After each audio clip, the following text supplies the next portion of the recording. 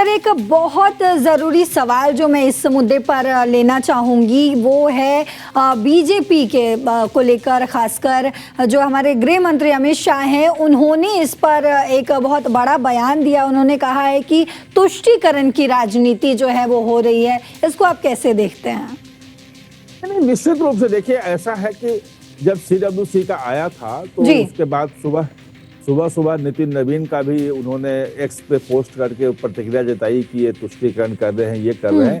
लेकिन ये मुद्दा भाजपा के लिए कितना बड़ा है, इसे आप समझ सकते हैं कि अमित शाह चेन्नई में जो है वो साउदर्न जोनल जो काउंसिल है, वो क्षेत्रीय परिषद जो है दक्षिण, उसकी बैठक में गए हैं वहां पे, और वहां से उन्होंने वीडियो का बयान जारी किया है वीडियो पे, और उन्होंने ये साफ साफ कहा है कि ये जो तुष्टीकरण की नीति है, जिसके कारण से 1937 में मुस्लिम वोट बैंक, मुस्लिम तुष्टीकरण, जिसके कारण से 1937 में ये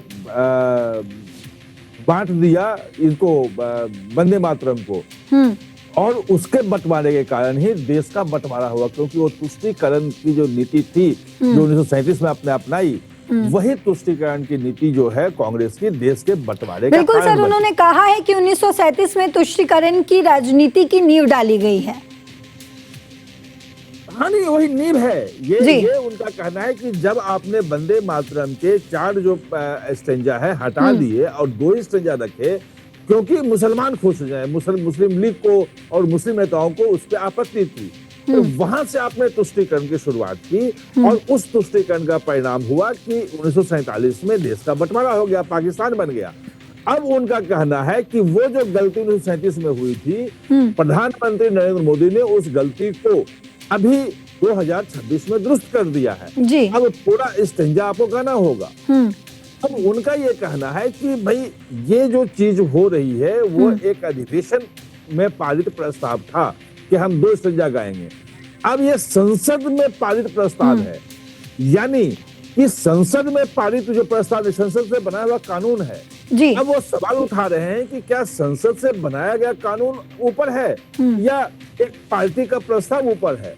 अब उनका कहना है CWC ने चाहे जो प्रस्ताव पारित किया हो, कानून तो देश का है और देश इस कानून को देश में लागू होगा।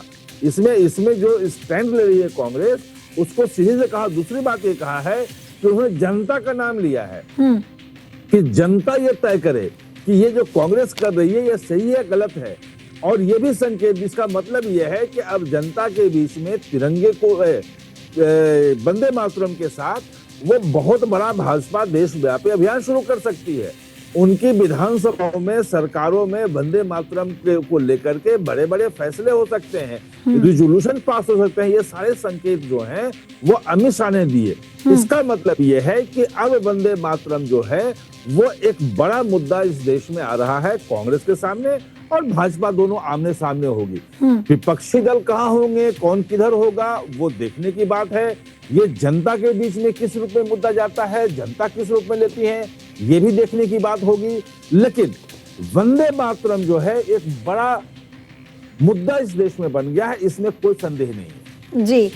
तो सर, इसका असर जो है आने वाले चुनाव में क्या लगता है साफ देखने को मिलेगा?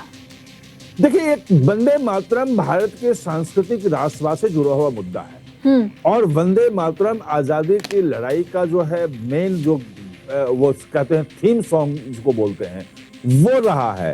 तो ऐसे में वंदे मातरम को लेकर के, भारत माता की आराधना को लेकर के देश में जो है वो एक माहौल बन सकता है। भाजपा बनाने की कोशिश करेगी, और अगर ये माहौल बना, इस माहौल में हिंदुत्व वोट बैंक अगर एकजुट हुआ, तो निश्चित रूप से जो अखिलेश यादव जो सोच रहे हैं, जो बाकी विपक्षी पार्टियां सोच रही हैं, वो उनका मुद्दा गड़बड़ा जाएगा। और कांग्रेस को एक समस्या यह है कि मुस्लिम वोट बैंक के लिए तो आपने कर दिया, लेकिन अगर उसके खिलाफ में अगर हिंदू वोट बैंक एकजुट होने लगेगा तो कांग्रेस को नुकसान होगा, जो नुकसान हर जगह हो रहा है। जो हम देख रहे हैं कांग्रेस आ रही है, वो कहीं ना कहीं आधार, उसका जनाधार खिसक रहा है, तो और भी मुश्किल हो सकता है। और ये अगर आप चले जाएंगे उत्तराखंड में, तो बहुत बड़ी आबादी जो है पूर्व सैनिकों की है, जो देशभक्ति के नाम पे हैं, वो सब वोट देते हैं।